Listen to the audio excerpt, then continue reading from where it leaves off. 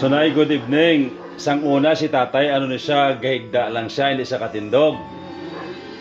Dasun tapos, hindi stroke sa January. Dasan sunane sa uli, do kadali lang nagalakat-lakat na sa dasun kin stroke sa liwat, cardiac na yan. Kin cardiac na sa ikaduwa na rin. So isa pa lang kabutilya ang nainom ni tatay. Ikatatlo na ni Ikatatlo na subong nga gikuha niyo sa amon. Amo na siya nakatindog na siya, nakaulag-ulag ni ulo.